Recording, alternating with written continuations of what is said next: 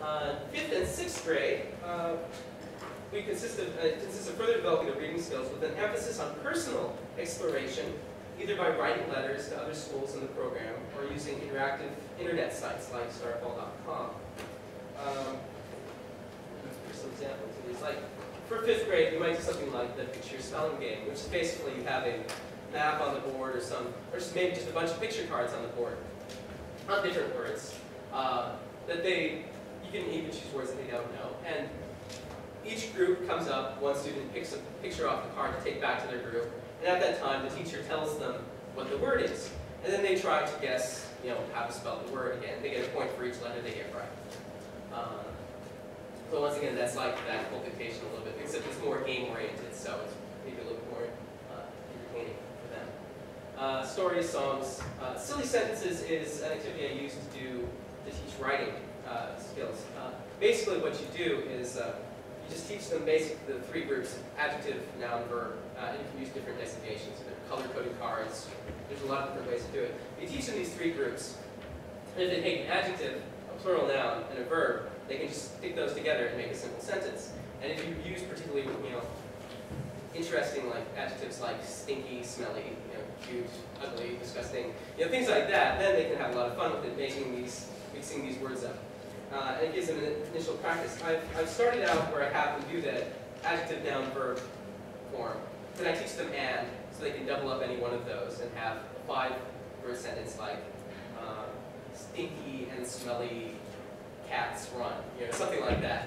And they can do those, practicing with the cards. And once they've gotten some practice with that, I've actually gotten them to use picture dictionaries to select which words get them to think about which of these words in the dictionary that they want to use, or which kind of word, and then put them in the correct order. And then I have them draw a picture underneath so that I can be sure that they understood what they were writing. And that was really successful. Almost everybody in the class was able to do it, even some of the traditionally slower kids. 6th grade, it's much more individual focus, personal exploration type of focus. Like we have a pen pal system with other schools in our school district, so that 6th graders are writing other 6th graders in different schools. So they're all at the same level of English, and they still get to find out what's hip and trendy at the other schools, and it's interesting. Some schools we actually have a pen pal thing going on with some schools back in America too. That just raises their involvement level a whole other notch. Exploring the internet, things like that. Stories, there's always an abundance of stories, and the more adept they get at decoding things phonetically and reading, the more they get into real reading, they'll just start running away with it. So, when designing activities or looking for materials, we try to keep some guidelines in mind. And the first is, I try to be skill-focused. Think about what skills the activities or materials are exercising. If your students are having difficulties, try to think about what skills they're being required to use. They've used some more work, perhaps. This also helps you target activities with more precision. So when you're deciding what we need to do, it's like, well, they didn't do this activity well, so that means maybe this skill is weak. So maybe we should do an activity which targets this skill so that they can maybe do better in the future. And most of the sample activities I've provided have sort of my attempt to designate which skills go with which activity. Variety. Variety is very important. Change things up. Young students don't need as much. They like doing the same thing over and over and over again.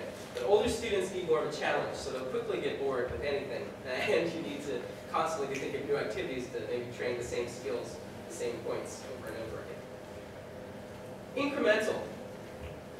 Pick a sequence, lead the students to a sequence of phonetic rules that builds on what went before.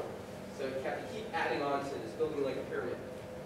And remember, it's more important that they understand what has been presented up to the present point, rather than that they get to a preset and arbitrary goal on time, like a set page of a textbook, or a set number of readers. They need to understand this set of letters and what they sound like. Otherwise, no matter how far ahead they get, they're going to have these holes in their reading. Be consistent. Pick a sequence and stick to it. If the method changes too much from year to year, then it could confuse the students or lead to harmful duplications or omissions. Also, it helps if they can get into a pattern. If they approach new stories in a similar way, for example, you introduce the new letter sound in one class. And then you have a couple classes where they try to practice reading the new story that you're working on, and the teacher will just walk around and check what they're working on. And then you maybe have another class to bring it all together and go through the story as a class to make sure they understood the meaning and what was going on, and make sure they had clear pronunciation problems there. And then next class you introduce a new letter and go on like that. If it's always the same, then they get used to it. And sometimes they can even push the cycle forward faster by working harder. It also helps them have a measure of their own progress and an expectation of what will come next, which are all important features, I think. Make sure that the materials are appropriate. Choose vocabulary carefully. Make sure that words you ask them to decode are actually decodable. Start with introducing one sound per letter, as words can be formed to introduce those words. But don't jump forward too much. Students need to be able to understand most of what they're trying to read, or they can just give up and say this is nonsense. Also in that vein, it helps to think about prototypical words.